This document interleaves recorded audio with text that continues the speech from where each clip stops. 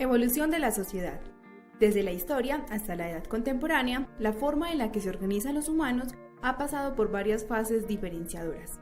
Thomas Hobbes pensaba que la existencia de una sociedad es imposible sin una organización en forma de Estado. Por tanto, los humanos prehistóricos habrían existido en un estado de constante lucha unos contra otros, lo que habría imposibilitado la aparición de cualquier tipo de cultura.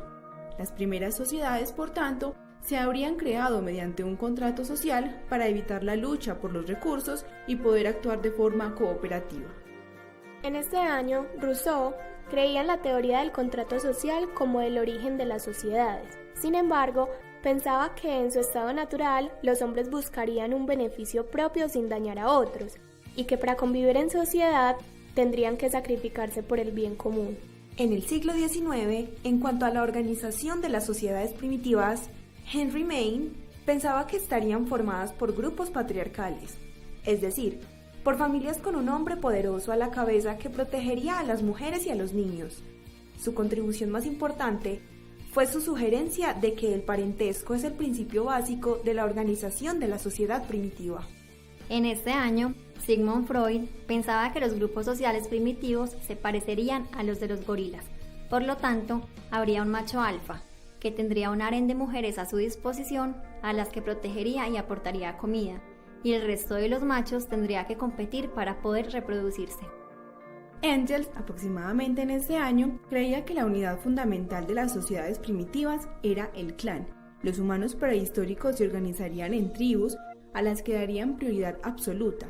Esta lealtad se conseguiría debido a que los hombres prehistóricos no tenían noción de paternidad y, por lo tanto, consideraban a los niños de la tribu como hijos de todos.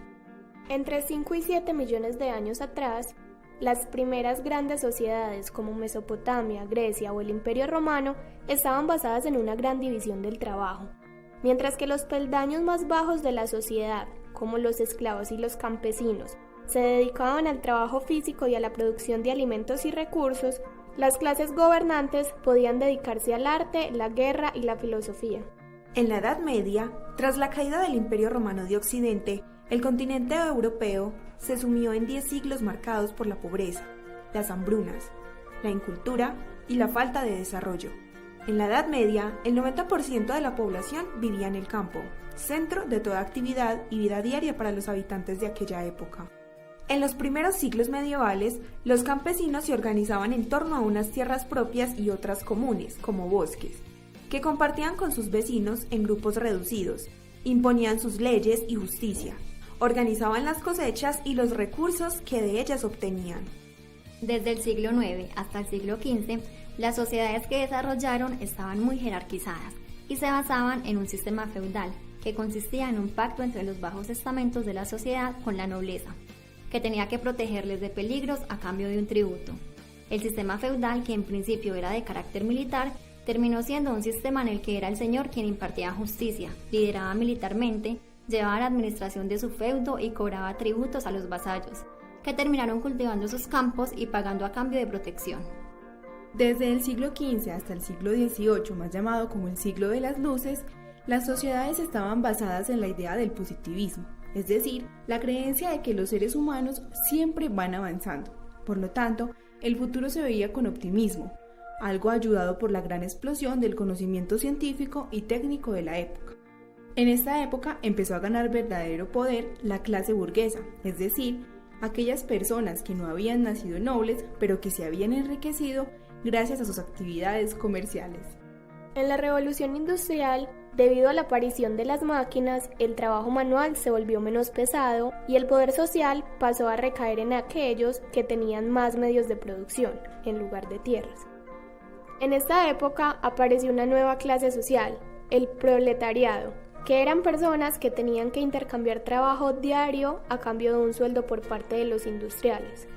El arte y la cultura cambiaron para reflejar las nuevas realidades de esta clase. La tecnología avanzó exponencialmente durante la Revolución Industrial, creándose invenciones como la máquina de vapor, la imprenta o los primeros electrodomésticos. Estas sociedades empezaron a girar cada vez más hacia el capitalismo, un sistema económico que se basa en el trabajo personal y en el individualismo. El siglo XX fue una época de grandes cambios en la tecnología y avances culturales, pero también fue una de las más sangrientas de la historia humana. Las dos guerras mundiales y las grandes dictaduras históricas contrastan con logros tan importantes como la llegada del hombre a la luna, la erradicación de muchas enfermedades contagiosas y la creación de las tecnologías de comunicación que conocemos hoy en día. Debido a los grandes avances tecnológicos de la época, nuestras sociedades actuales no se parecen en nada a las que han habido a lo largo de la historia. La mayor parte de la población se dedica a la prestación de servicios, la investigación científica ha avanzado exponencialmente y la cultura se ha unificado mucho a lo largo de todo el mundo. Ya en el siglo XXI, gracias a la bonanza económica general de la que disfrutamos, las sociedades actuales están mucho más preocupadas por el bienestar de todos sus ciudadanos. Se ha dado un gran auge en cuestiones como la ecología, el feminismo o el socialismo. Esta fue la evolución de la sociedad. Hasta pronto.